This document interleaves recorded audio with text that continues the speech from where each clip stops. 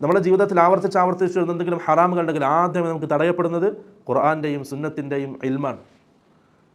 കാരണം പള്ളിയിൽ നടക്കുന്നുണ്ടാവും, ഹദീത്ത് നടക്കുന്നുണ്ടാവും, ഖുർആൻ class നടക്കുന്നുണ്ടാവും, ഹദീത്ത് class നടക്കുന്നുണ്ടാവും, പക്ഷെ നമുക്കതിൽ പങ്കെടുക്കാൻ കഴിയുന്നില്ല. നമ്മുടെ കൂട്ടുകാർ, നമ്മൾ രാവിലെ മുതൽ നമ്മുടെ കൂടെയുള്ള ആൾക്കാർക്ക് അവിടെ പങ്കെടുക്കാൻ കഴിയുന്നുണ്ടാവും, അവർ അതിൽ പങ്കെടുത്ത് അവർ അത് അമൽ ചെയ്യുന്നുണ്ടാവും. പക്ഷെ എന്തുകൊണ്ടോ എനിക്ക് കഴിയുന്നില്ല, എനിക്ക് അവരുടെ കൂടെ ഇരിക്കാൻ കഴിയുന്നില്ല. രാവിലെ മുതൽ വൈകുന്നേരം വരെ അവൻ്റെ കൂടെ ഉണ്ടായിരുന്നു. ആ ഇൽമിൻ്റെ സദസ്സാകുമ്പോഴേക്കും ഞാൻ വേറെ ഏതെങ്കിലും ഷുഗിലായിപ്പോയി, ഞാൻ വേറെ ആയിപ്പോയി, പെട്ടുപോയി. എന്തുകൊണ്ടാണ്? നിൻ്റെ ഹൃദയത്തിൽ ആവർത്തിച്ച് വന്ന തെറ്റിൻ്റെ കറകൾ അധികരിക്കുന്നുണ്ട് എന്ന് മനസ്സിലാക്കുക. ഇമാം ഷാഫി റഹ്മത്തുള്ളാഹിയുടെ ഉസ്താദാണ് ആര്? ഇമാം മാലിക് റഹ്മത്തുള്ള. ഇമാം മാലിക് റഹ്മത്തുള്ളയുടെ സദസ്സിലേക്ക് ഇമാം ഷാഫി റഹ്മത്തുള്ള വന്നപ്പോൾ ആദ്യമേ കാണാൻ ശിഷ്യന്. അപ്പോൾ പറഞ്ഞു, ഇന്നി അറ, ഞാൻ മനസ്സിലാക്കുന്നു അള്ളാഹു സുബ്ഹാനഹു വ തആല നിൻ്റെ ഹൃദയത്തിലേക്കൊരു പ്രകാശം ഇട്ട് തന്നിട്ടുണ്ട്. ഫലാ തുത്ഫിഉഹു ബിദുൽമത്തിൽ മഅസിയ, തെറ്റിൻ്റെ അന്ധകാരം കൊണ്ട് നീ ആ വെളിച്ചത്തെ കെടുത്തിക്കളയരുത്. ഉപദേശമാണ്, ശിഷ്യന് കൊടുത്ത ഉപദേശമാണ്. അപ്പോൾ നമ്മുടെ മനസ്സിൽ അള്ളാഹു ഖുർആനും ഹദീസും സ്വീകരിക്കാൻ മാത്രം പാകപ്പെടുത്തിയിട്ടുണ്ട് നമ്മുടെ ഹൃദയത്തെ. തെറ്റുകൾ ചെയ്തിട്ട് എന്ത് ചെയ്യാൻ പാടില്ല? ആ ഹൃദയത്തെ നീ കറുപ്പിക്കാൻ പാടില്ല. രണ്ടാമത്തത്, അമലുകൾ ചെയ്യാൻ തൗഫീഖില്ലായ്മ. നമ്മുടെ ജീവിതത്തിൽ തെറ്റുകൾ ആവർത്തിച്ച് വരുന്നുണ്ടെങ്കിൽ, ഹറാമുകൾ ആവർത്തിക്കുന്നുണ്ടെങ്കിൽ, നന്മകൾ ചെയ്യാൻ, അമലുകൾ ചെയ്യാൻ തൗഫീഖില്ലാതായി പോകും. എല്ലാ സൗകര്യം ഉണ്ടാവും, എല്ലാ സാഹചര്യം ഉണ്ടാവും, പക്ഷെ എന്തുകൊണ്ടോ എനിക്ക് മാത്രം ചെയ്യാൻ കഴിയുന്നില്ല. എൻ്റെ കൂട്ടുകാരൊക്കെ തഹജ്ജുദ് നിസ്കരിക്കുന്നുണ്ട്, എല്ലാവരും പള്ളിയിൽ ജമാഅത്തിനുണ്ട്, എൻ്റെ കൂടെ ഉള്ളവരാണ്, അല്ലെങ്കിൽ എൻ്റെ കൂടെ ജോലി ചെയ്യുന്ന ആൾക്കാരാണ്, എൻ്റെ കൂടെ വൈകുന്നേരം കളിക്കാൻ ഒരുമിച്ച് കൂടുന്ന ആൾക്കാരാണ് മൈതാനത്ത്. പക്ഷേ പള്ളിയിലെത്തുമ്പോൾ, ജമാഅത്തിനെത്തുമ്പോൾ ഞാൻ അവിടെ കൂടെ ഇല്ല. മറ്റുള്ള നന്മകളിൽ എനിക്ക് അവരുടെ കൂടെ കൂടാൻ കഴിയുന്നില്ല. എന്തുകൊണ്ട്?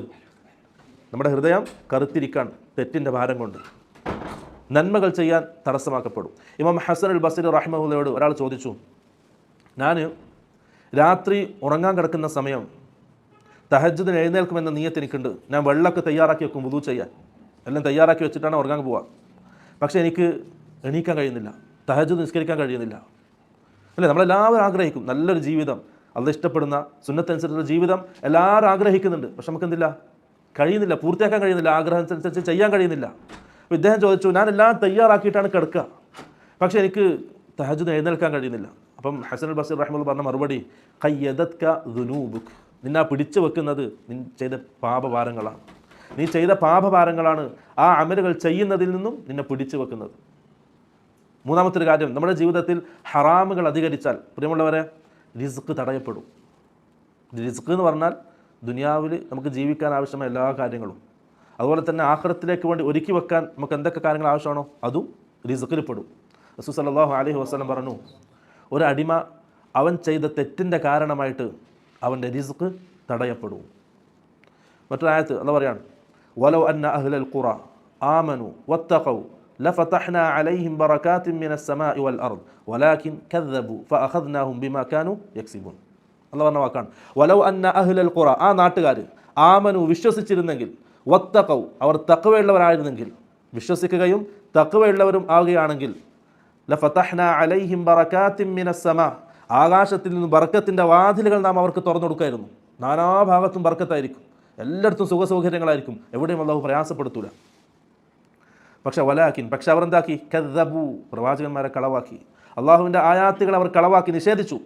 ഫഅഖദ്നാഹും ബിമാ കാനൂ യക്സിബൂൻ, അവർ നിഷേധിച്ചതിൻ്റെ ഫലമായിട്ട്, അവർ ചെയ്തതിൻ്റെ ഫലമായിട്ട് ഫഅഖദ്നാഹും, നാം ഒരു പിടുത്തം അവരെ പിടിച്ചു.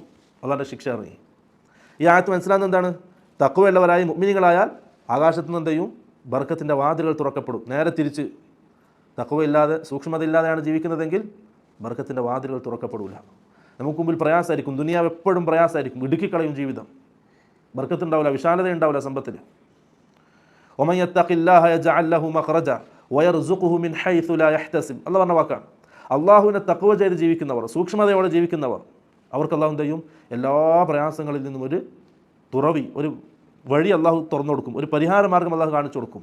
അവൻ പോലും വിചാരിക്കാത്ത രീതിയിൽ അള്ളാഹു റിസ്ക് അവന് കൊടുക്കും, ദുനിയാവിൻ്റെ വിഭവങ്ങൾ അള്ളാഹു അവന് കൊടുക്കും. അതിന് നേരെ ഓപ്പോസിറ്റ് എന്താണ്? ശ്രദ്ധിച്ചില്ലെങ്കിൽ, തഖ്വയില്ലെങ്കിൽ റിസ്ക് തടയപ്പെടും, പ്രയാസപ്പെടും ദുനിയാവ്. അപ്പം ജീവിതത്തിൽ ആവർത്തിക്കുന്ന തെറ്റുകൾ നമ്മുടെ ജീവിതത്തിലുണ്ടെങ്കിൽ പ്രിയപ്പെട്ടവരെ തൗബ ചെയ്ത് പെട്ടെന്ന് മടങ്ങും. കാരണം ചെറിയ ചെറിയ തെറ്റായിരിക്കും ആവർത്തിക്കപ്പെടുക, നമ്മൾ ശ്രദ്ധിക്കൂല, ഗൗനിക്കൂല. പക്ഷേ അത് ചെന്നെത്തുന്നത് എവിടെയാണ്? നമ്മുടെ ഹൃദയം കറുത്ത മാംസപിണ്ഡമായിട്ട് മാറും. അള്ളാഹുവിൻ്റെ ആയാത്തുകൾ സ്വീകരിക്കാൻ കഴിയാത്ത, റസൂലിൻ്റെ ഉപദേശങ്ങൾ സ്വീകരിക്കാൻ കഴിയാത്ത, ഖുർആൻ്റെ ആയാത്തുകൾ കേട്ടാൽ ഒരു സ്വാധീനവും ചെലുത്താത്ത വെറും മാംസപിണ്ഡമായിട്ട് നമ്മുടെ ഹൃദയം മാറും.